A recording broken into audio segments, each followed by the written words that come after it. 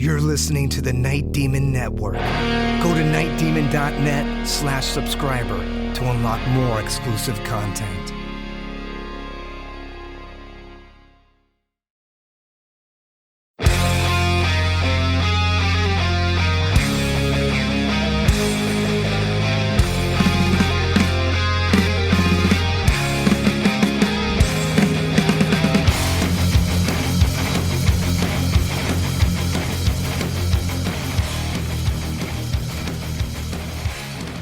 Hello and welcome to the Night Demon Heavy Metal Podcast.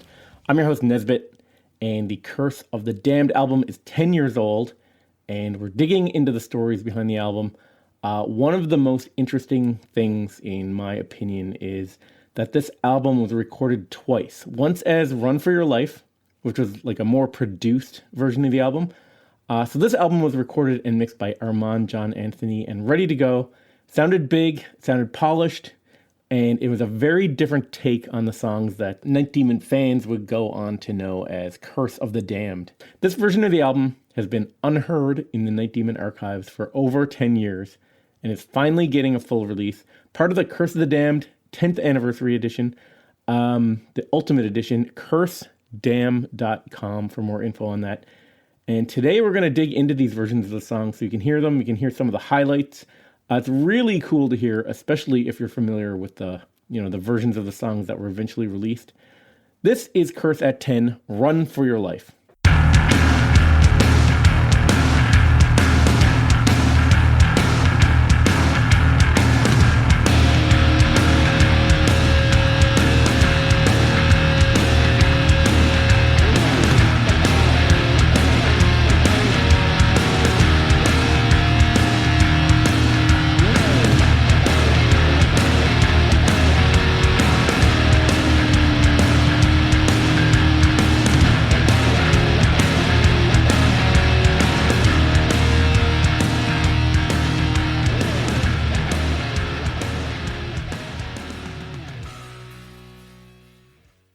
My opinion of the differences between this and the final version, I think my version sounds like a fucking, a big record. It's the songs are a lot slower. There's a lot more air in the sounds. The drum sounds are really big. The guitars are, doubled and panned, and the solos are recorded on separate tracks. There's rhythm guitars behind the solos. There's effects on the vocals, there's doubling, there's harmonies, just full-on production, as compared to the final version just being more of like a live representation of the band. So, there's something to say for both ways of doing that. It would have been cool to do that, do that record again after the guys had spent all that time on the road and really kind of honed in the songs on the road. Because when you record an album, the songs are fresh, and it's almost kind of backwards from how it should be. You write the songs, you lay them down in the studio, but even you don't know the songs that well yet at that point. And then you go on tour for it, and then you play those songs a million times over. And then you say, oh, well, maybe I could have done this. Maybe I could have done that. And then as you hear the songs 50 million times, then you have the hindsight to say, oh, maybe that would have worked a little bit better for this song. It's almost like you should record the album after you tour for it. It was, I guess, the opinion of the label and stuff. It was like maybe too produced for what they were going for, so that was kind of one of the reasons. And, the band also spending all the time on the road, after doing those sessions, and then actually becoming more of a unit with Dustin. Whereas before, like I said, he was kind of learning everything on the fly. They put some time in rehearsal before they came in, but there was some stuff that we worked on, in the studio on the fly that we changed and this and that, so.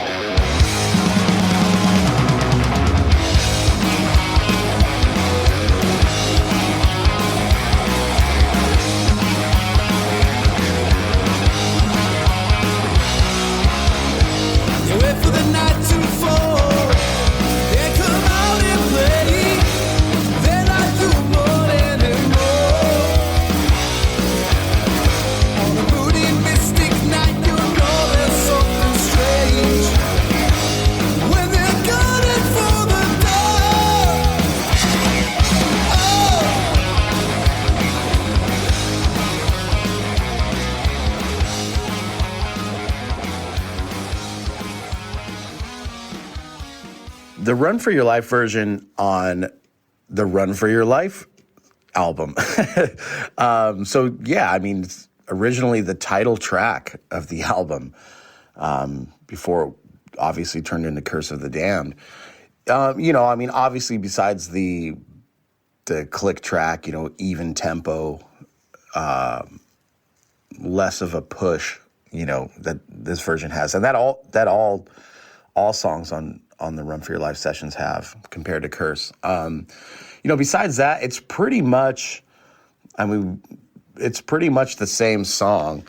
So yeah, Run for Your Life, the song, yeah, a little more laid back, but it's got a good groove. I feel like it feels pretty damn good. Yeah, as far as this version compared to the final version, yeah, a little slower, vocal effects. I know on the record I used the Roland Space Echo, which is a tape echo device that I have here. So you'll hear that on all the vocals on this. It's kind of a little echo thing, and it's really cool, actually. I think something we ended up bringing back into the fold on Darkness Remains album. So there's that kind of treatment on the vocals. Yeah, it's the line where he says shots ring out or something like that. I actually put a stupid sound effect in there of a shotgun being shot. So that's a fun little thing in there. I hear a shot ring out, ricochet, bullets flying by my head. The sirens start to roll, it's looking pretty grim, but the show must go on. Run, get away, you feel like you've been hit. No time to waste, get away. Run for your life, keep on running. I can't give you safety anymore. Run for your life, for your life. Death is standing right at the front door. Run for your life. Yeah. I mean, looking back, it was a silly idea, but I guess for, us going for the high production value, quote unquote, right? On this, we added I don't know why we did this, but we added a sound effect of a gunshot. And it's like, I don't know where we got the sound. I'm sure Armand had a library of sounds that he pulled from, but it's kind of cheesy because it sounds to me like an old shot, like the sound of a shot from like an old Western movie, right? Kind of not the idea of what the gunshots actually sounded like when I was being shot at in real life at that show that we played in Highland Park, which, inspired the lyrics to this song. But it's like, yeah, I hear a shot ring out. Pew! It's like, I'm glad that we didn't use that in the final version. But I would say with Run for Your Life, that's definitely what sticks out to me most. That's different. And then probably the solo, I don't know. It's just I really worked on the solos with Brent on this record.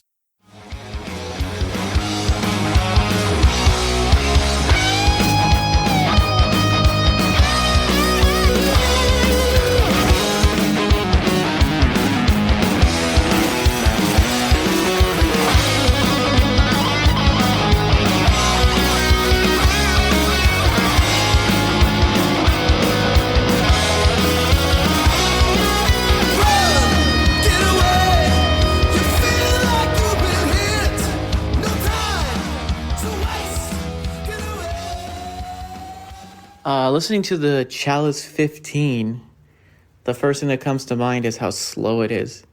And I know the EP version is slow too, but man, the live version is just so much faster. It doesn't even need to be a speed metal song. It's just, man, it's really slow. But it's cool to hear another version of it, of what could have been.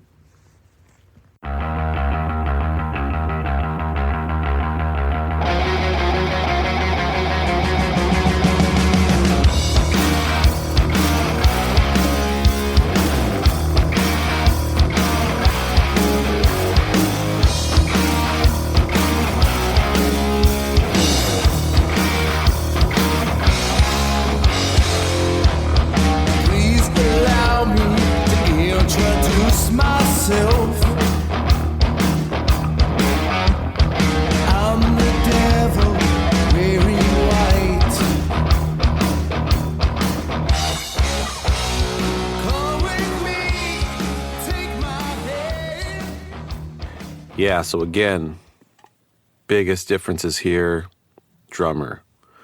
You know, Dusty just has a really solid in the pocket groove. That's super heavy sounding. A bit slower than the EP version, I would say. Yeah, definitely slower, sludgier, more production, of course.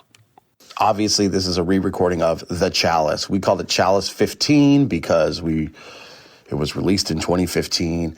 And yeah, we wanted it as a bonus track on the record. The European version, the SPV version, the US version that came out on Century Media, Road Racing, was the bonus track. So, I mean, obviously the difference, again, the tempo is just, I mean, it's really, really dragging on this one. It definitely allowed me to sing the song a lot different. When it doesn't have that sense of urgency, it's a much more sinister approach. And I was able, I guess my voice is a lot more sultry on this one, a little more seductive, I guess you could say. But that's, you know, the tempo is exactly what lends itself to that. The song structure is exactly the same as the original. I think we just wanted a higher quality version of the song. The vocals in the chorus are really big, and there's a couple harmonies in there. Drink from the chalice, the unholy grail. Drink from the chalice, I give you everlasting life. Just, you know, again, overall with everything that we were trying to do, or at least I was trying to do with this recording, was just, you know, pulling all the tricks out, all the stops. Couple cool things on this one. His little laugh at the end is a little more drawn out and sinister sounding. It's more of kind of like this Ozzy Osbourne kind of the kind of thing. I don't know where that came from.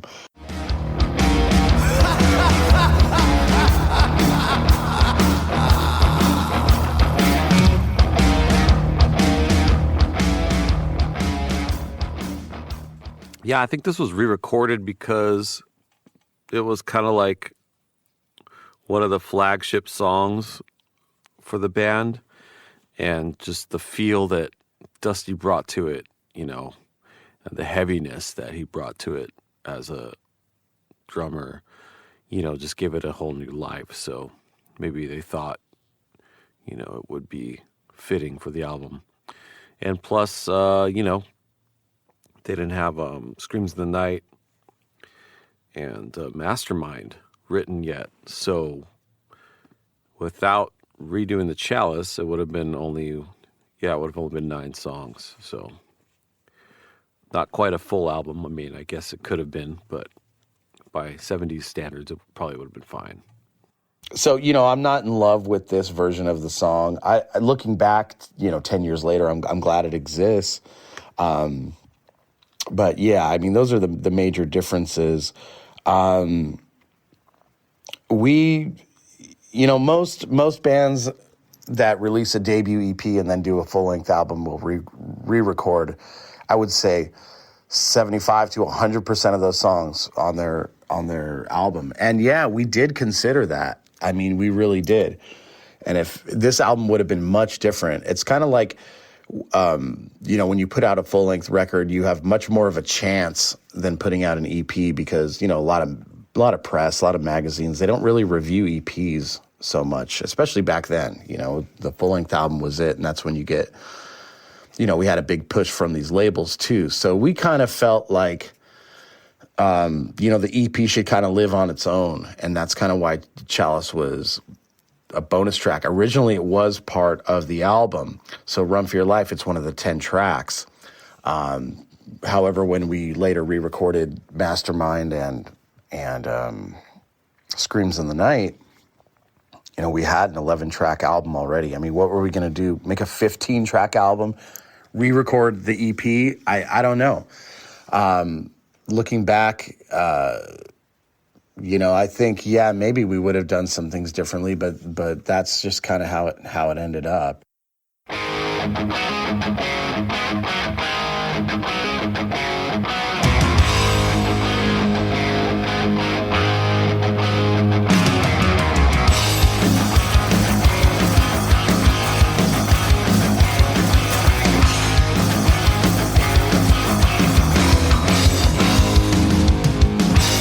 Friday night, get your tickets to the show.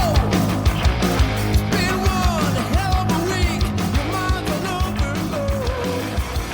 Stand tall, suck it up, don't let the man. Man, this version of Heavy Metal Heat, I said it, I'm going to say this about a lot of them, I think. It feels stiff. There is something to be said about playing live and together. Yeah, the usual with Heavy Metal Heat. More production, more harmonies. Solo is a pretty bitchin' take. I think, pretty sure Jarvis played the solo on this one. He wrote the solo to this song. Yeah, there's some cool background guitars in the end of the solo too, doing some like high notes. Those are pretty cool. Heavy metal heat.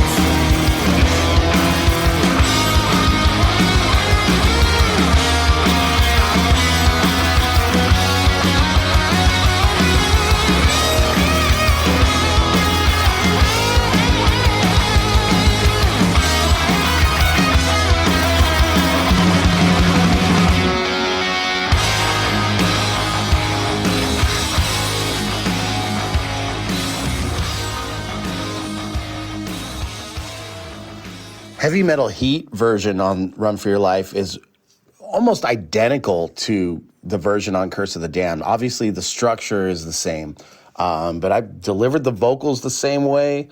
I played the guitar solo, actually, on this version. I had written it, and I think it was just kind of easier for me to just do it in the studio. And, yeah, I mean, I think, you know, at the very end of the song, Armand put like this awesome, like cascading reverb at the end when I say Heavy Metal Heat for the last time, and it sounds really, really cool. That's the only difference that I really hear on this besides the tempo.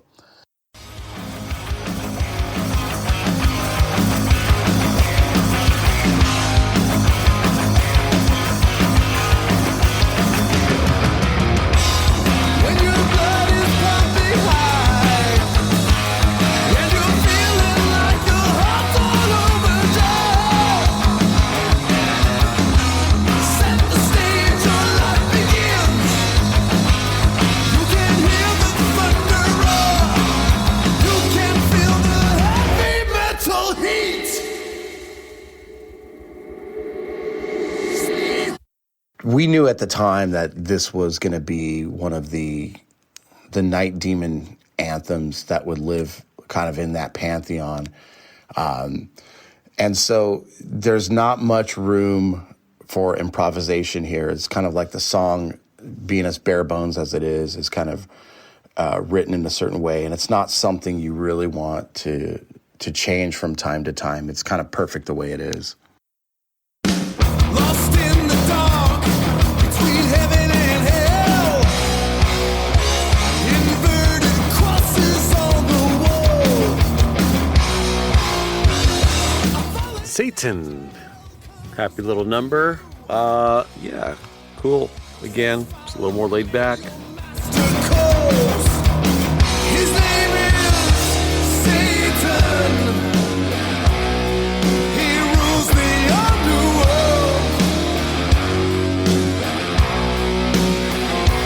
The speed on Live Darkness for all these songs is a bit more revved up, and I think that's the good speed for a lot of these songs. Another straightforward song, much like Heavy Metal Heat. Even the solo, note for note. I remember writing this solo too, but Brent did play this. Yeah, he mastered this one pretty quickly, actually. There's not really much to it.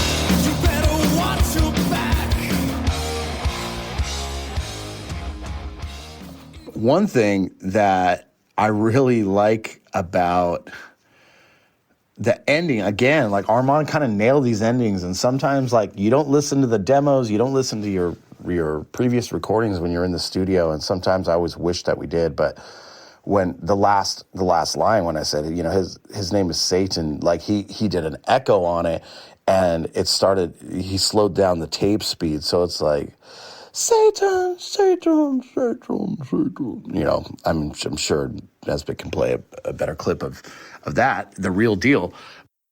That's whoever win. Just bow down to him. His name is Satan. Yeah, I thought that was cool. Like, you know, it's kind of always like how you start and end songs too are super important. But I thought that was a really nice touch.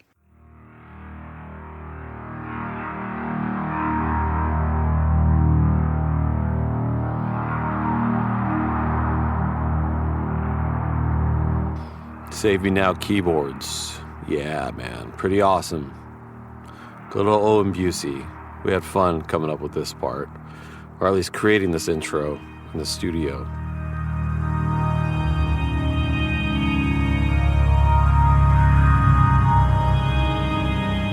You know, the keyboard, so our buddy Owen Busey came and you know, we worked out the intro. We, you know, again, just high production value is kind of what we were going for. We were like such a rough and loose style band on the EP. We're just like, wow, somebody wants to put out a record. We better make sure we're a professional sounding band, right?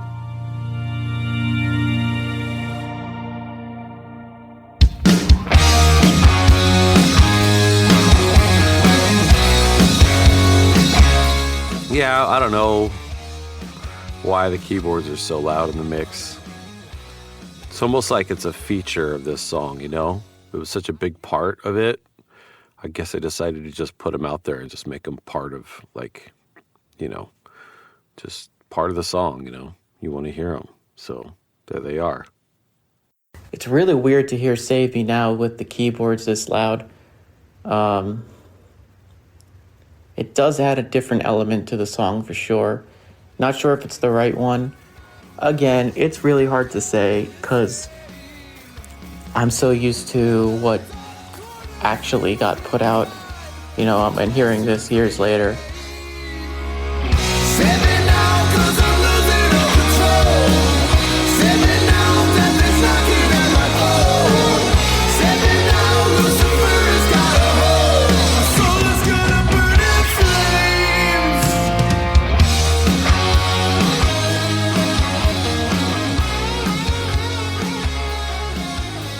And as we all know now, or has been talked about before, this song is a total brainchild of Jarvis, and all the parts are written by him and pretty much played by him, especially on this version. I don't know what they did when they recorded the final version up with Roger, but on this version, all the leads and everything, all the lead guitars are played by Jarvis as well.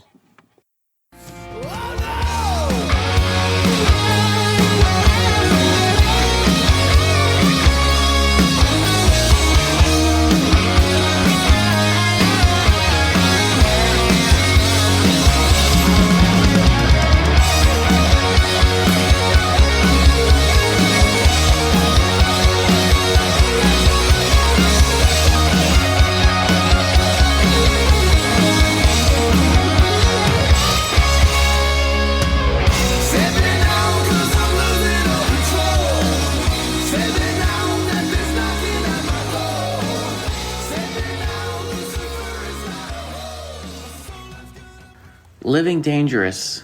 The one thing I have to say about this one is I actually really like the vocal harmonies and the chorus being louder.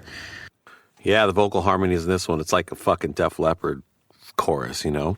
So, just again, going back to the big production, having fun with it, and loving those harmonies. I'm a big harmony guy. I mean, that's why me joining the band really brought that extra kind of vibe, that extra addition, you know? Something I do with any band that has a good singer that I work with that wants harmonies is pretty much always kind of producing the harmonies and creating the harmonies. I just have a good ear for that and just love coming up to it. I guess that comes from, I used to always sing harmony along to records that I listened to when I was younger. Listening to a lot of 60s pop, like Beatles and stuff like that, 60s rock. There's always harmonies and that kind of stuff. And it just always drew my ear, So that's a big thing for me. So it's always something that I focus on when I'm producing records.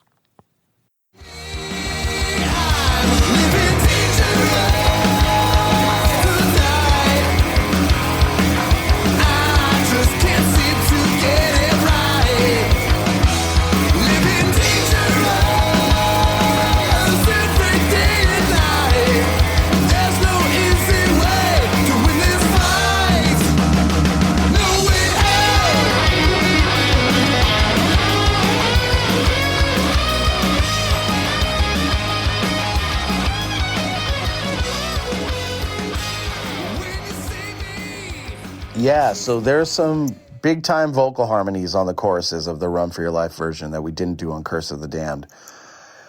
I want to say Armand sang these. I know it was probably me, but when I listen to the harmony, it's definitely, there's a certain way that he harmonizes, and there's a certain way that I do, and he just has a different mindset when it comes to the harmonization notes. He's really good at picking out some of the lower notes. And if it's not him singing on this, it's definitely him coaching me and telling me what note to sing there. So it's a way more 80s kind of feel and less of a 70s feel, right? When you add that harmony in. And I think that's probably why we ended up either turning it down or taking it out on the final version. But everything else here is pretty much the same. If you go back and listen to the demo version of Living Dangerous with Pat Bailey playing drums on it, I mean, that midsection is much more, it's a lot faster, and that's kind of one of these things that the click track really held us back, and it ended up holding us back even on the final version of Curse of the Damned with no click track because we got so used to playing it so slow. That's another huge regret of mine, honestly. And so we rarely play this song live. We will be doing it on the anniversary tour, but that you can count on that, the ending of the song, that the midsection to the end, to be sped up a lot.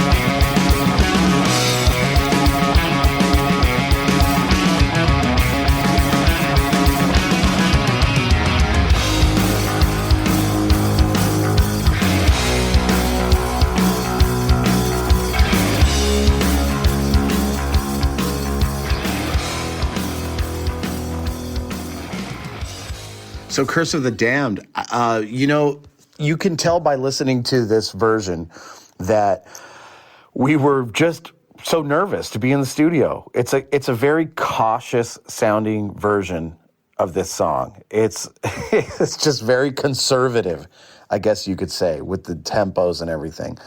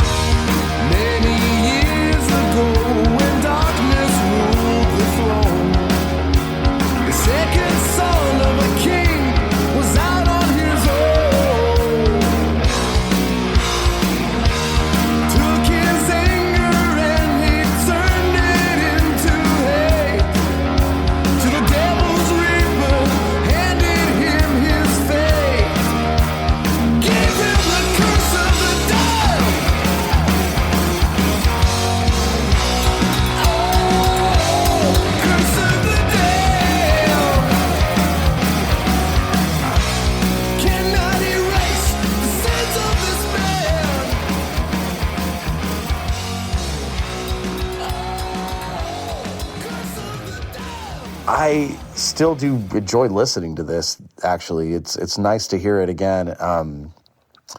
The vocals on the bridge section, the whoa whoa whoa parts, I think we were trying to make it like an old Sam Hain record or something, and like these haunting kind of low harmonies and this big epic thing. Unfortunately, I sang it out of key. So I kind of listened back and I'm like, wow, I could have done that a lot better.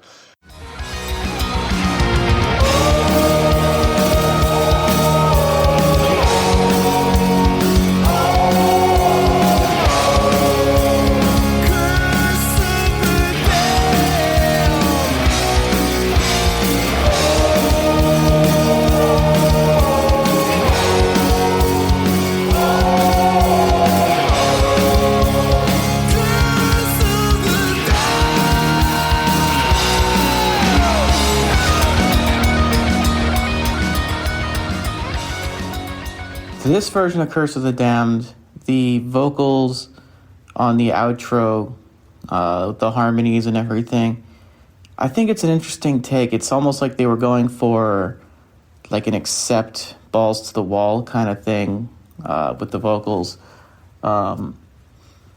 Interesting to hear as for, what could have been. I think, though, the stripped-down version is a little bit better. I was never really a big fan of that sort of thing, but, it's definitely different. Killer. Yeah. Killer guitar sound, man. I really like the guitar sound that we got for this record. It's just really clear. It's got some bite. I think that, especially on this song, this might have been Brent's Strat. He had this Strat that he built that had a little bit of a different tone than the Flying V, a little more bite to it. You can really hear that on the intro of this version.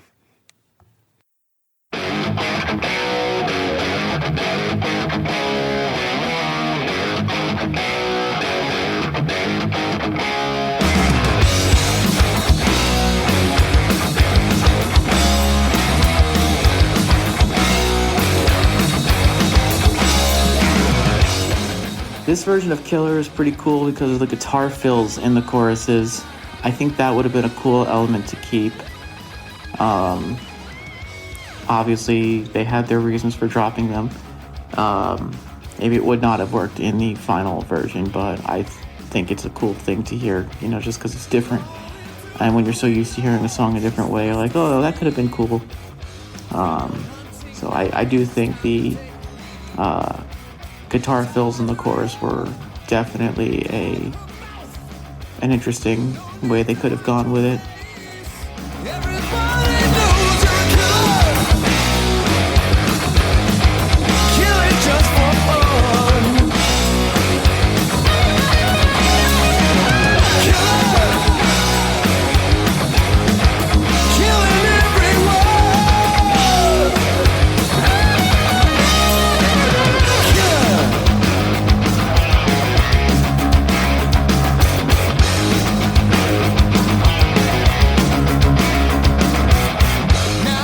The most significant difference of this is the guitar solo. We had a guest. It was performed by Scott Kempner, aka Top 10, from the legendary punk rock band The Dictators. They were a fantastic band. Scott recently passed away, and it's one of the reasons I'm really happy that this is coming out now, because good friend of ours is immortalized now in the Night Demon world. This, for 10 years plus, this recording with Scott playing with us, has just been sitting on the shelf.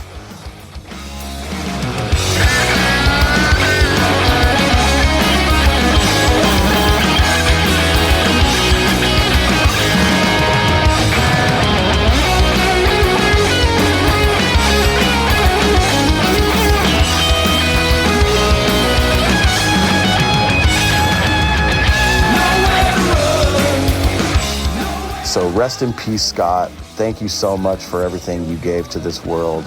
I really wish you were still around, man. But it's really it's emotional to hear this, but it's therapeutic at the same time. Yeah, really cool thing, man. So it turns out fucking he lived in Oxnard. And Jarvis met him, I don't know how or how he found out he lived in town, but he did, and he was friends with him and invited him in to do a guest guitar solo on this song. So that's fucking so cool, man. And I'm glad that it finally is getting to get out there and be heard by people, especially now that he's unfortunately passed on. Yeah, really, really cool little Easter egg there. And I hope everybody enjoys being able to hear this for the first time ever.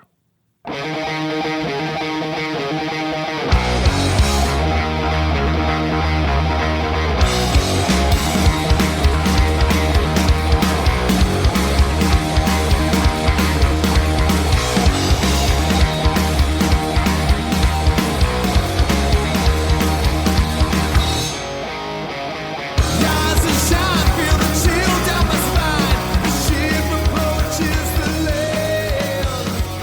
Load my gun. Full speed ahead. Yeah, again, just a little more laid back.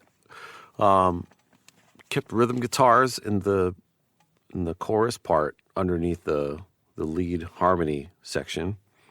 So it keeps it nice and full and nothing really drops out there. But yeah, that's about it on that one, I think. Another thing too, I mean, right, trying to make a big album, there's rhythm guitar tracks everywhere. So like the harmony leads on the chorus just kind of, they carry over, they sustain a lot longer than they normally would.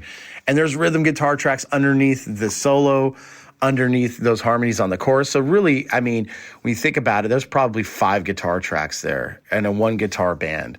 Fight to the death. Full speed ahead. Take all our breath. Fight to the death. Full speed ahead. Going to fight to the death. Full speed ahead.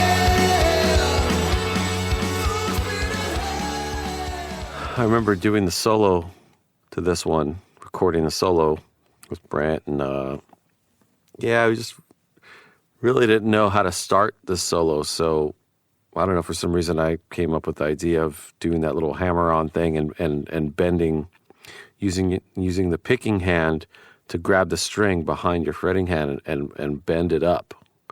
It's kind of just a weird little trick, just another trick. And yes, that made it onto the final version. So I'll take credit for that one.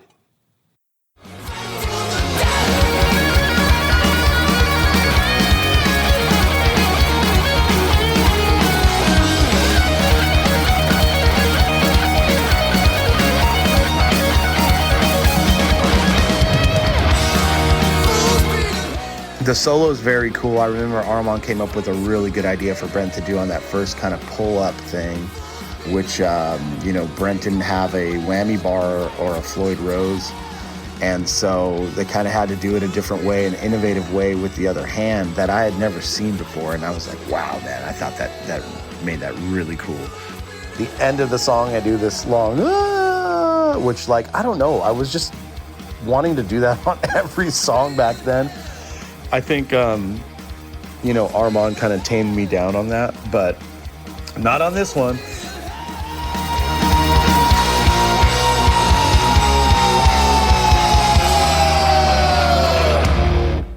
Something about this version of The Howling Man almost sounds like what it would have been like if it was on the EP. It's really slow, but I think the Curse of the Damned version is also a bit slow. But it is interesting to hear different takes of it.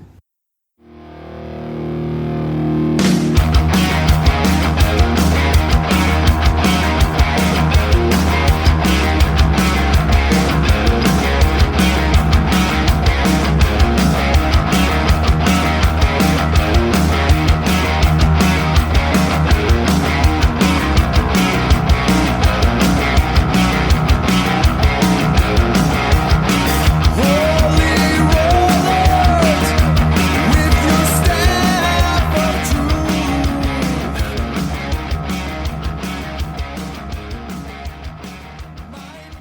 The midsection is completely different, and I love it. Armand added some wind effects in there. He actually plays the clean guitar part on it. The solo that Brent did has a harmony. Again, like much bigger production.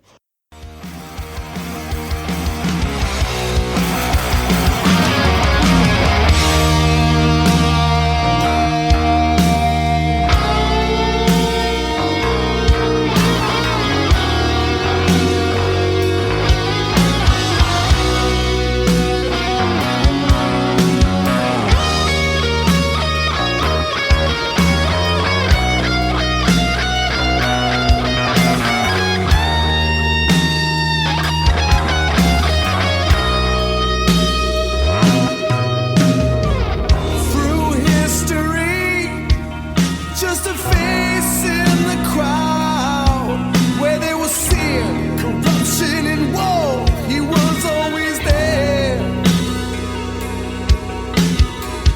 Now that he's trapped, I'm not letting go. Please, oh please, don't open the door. No, no,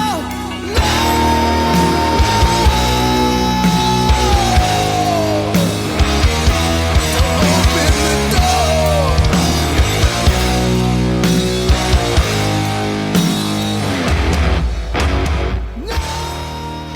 I do think the click track, the song does suffer from the click track after that solo, because normally we ramp it up and go a lot faster. But again, Dusty plays so in the pocket on this.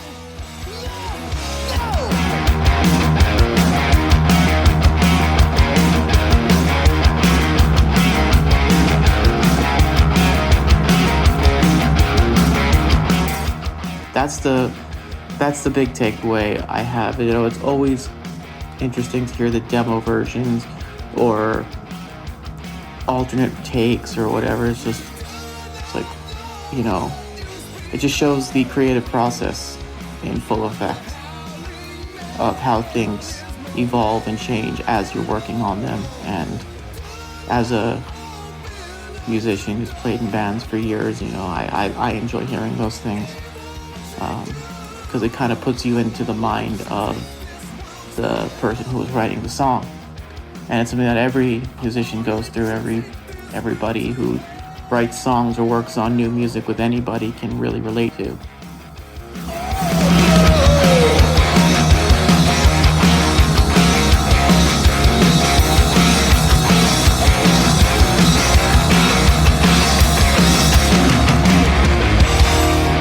I think the fans will like hearing these versions.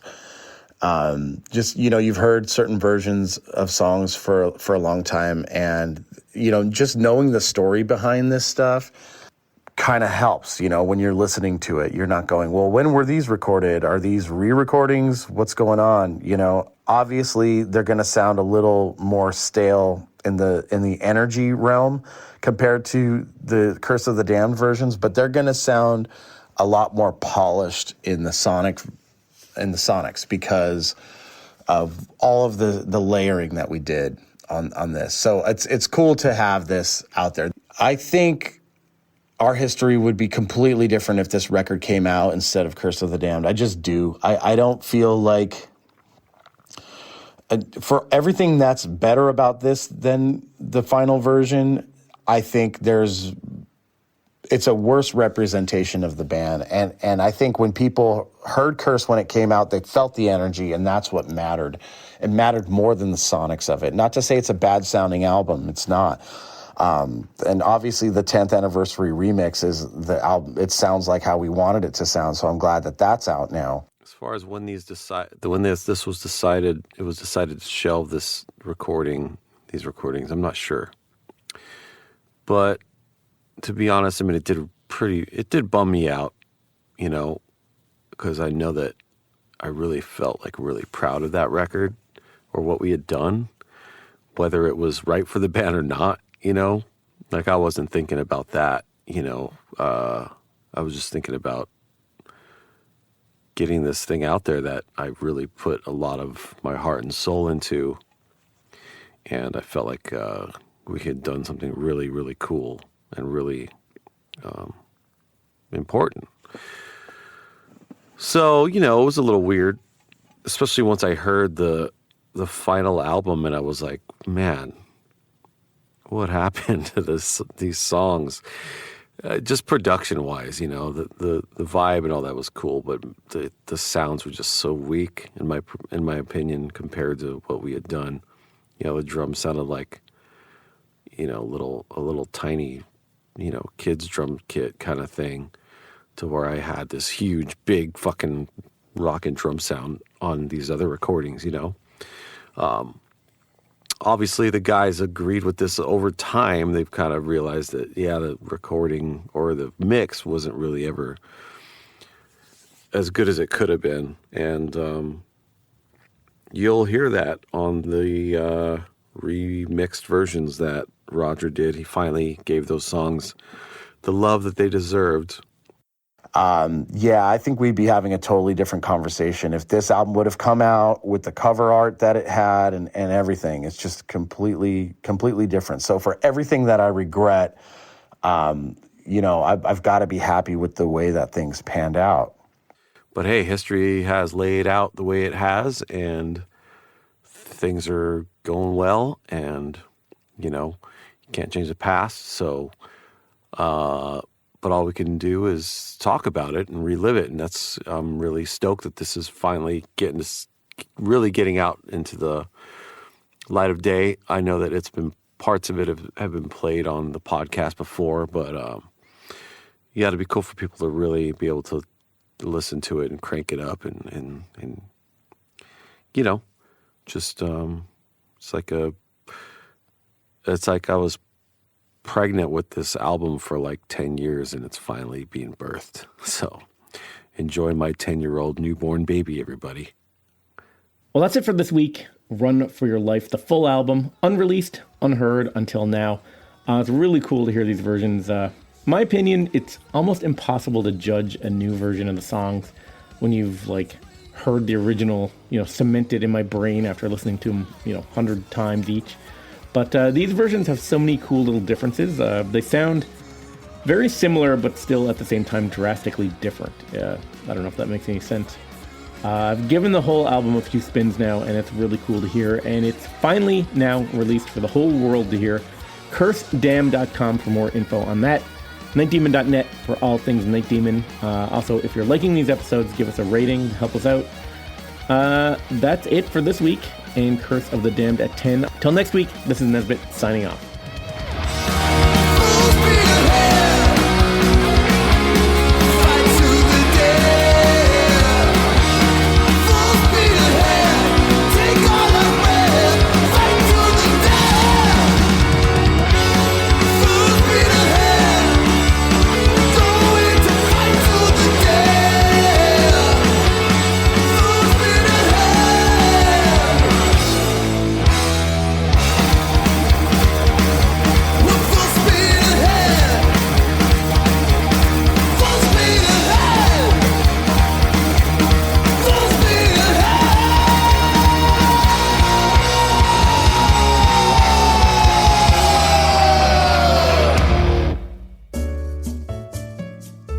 Thanks for listening to the Night Demon Heavy Metal Podcast. Head over to nightdemon.net, click on the subscriber tab, and sign up to access exclusive weekly bonus content. If you would like to donate to support the Night Demon Heavy Metal Podcast, you can do so through PayPal at paypal.me/nightdemonmetal. Additionally, if you have not already done so, please subscribe, like, rate, and review the show on iTunes or wherever you listen to podcasts.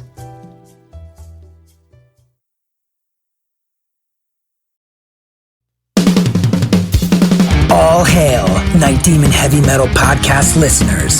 This is Dusty Squires chiming in to tell you about my brand new signature sticks from the London Drumstick Company. I've dreamt of having my very own drumsticks ever since I was a wee lad, and LDC made that a possibility for me. Founded in 2016 in London, England, the birthplace of heavy metal, the London Drumstick Company has trailblazed a path through the music industry and taken the drummer world by storm. When I met them for the first time, They knew their product was going to withstand the beatings of a Night Demon show. They took the time to work with me on getting everything just right. The balance and weight of my sticks are the same no matter what, and the durability is bar none the best I've ever had. I know my sticks will last through the set night after night. I'm truly honored to work with a company that caters to their players the way LDC does. Their innovation and attention to detail is what separates them from the rest of the stick makers out there. Their custom stick sleeves are unbelievable and really make the entire presentation complete. Wait until you see the design they came up with for me. It blew my mind and was a surprise to say the least. They have all kinds of amazing swag, including hoodies, t-shirts, drummer shorts, drum keys, stick bags, towels, face masks, practice pads, and much, much more. Even if you're not a drummer, you can be a part of Demon history and order my brand new signature sticks direct from their website. How cool is that? And to top it off, the London Drumstick Company are giving an exclusive offer to the Night Demon Heavy Metal Podcast listeners. Go to londondrumsticks.co.uk and receive a 15% store-wide discount using promo code DEMONSTICKS. All capital letters, no spaces, Demon Sticks. DEMONSTICKS. I can't thank everyone there enough for the opportunity to be a part of their family and for them trusting me with their amazing products. See you metal maniacs on the road very soon. And yes, the wood chips will be flying.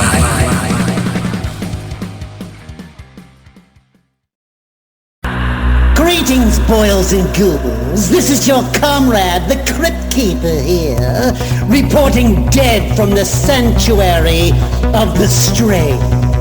Tonight's macabre myth is a fright-filled feature, one overflowing with monsters, madness, and magic.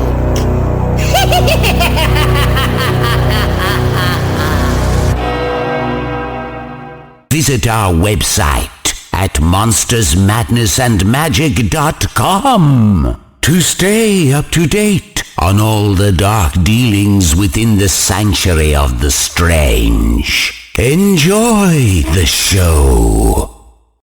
Hey Metalheads, I'm Mark and I host the Metal Forge. Let me tell you about the show. The Metal Forge features the best underground metal from all over the world. We spend every week with a different artist with interviews, in-depth conversations, and most of all, the music. We also feature audience interactivity where you can submit your questions to the upcoming guests. New episodes are out every Friday at noon Eastern Time at metalforgeradio.com or wherever you listen to your podcasts.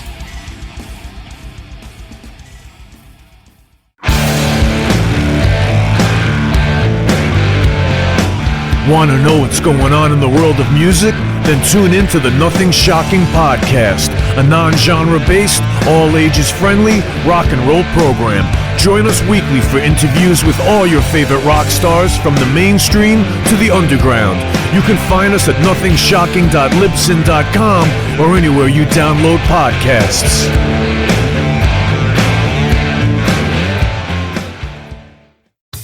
Okay, metalheads, you've been complaining that there has not been a channel that plays all of the heavy metal videos from past, present, and future for years and years at this point. Well, that time is over.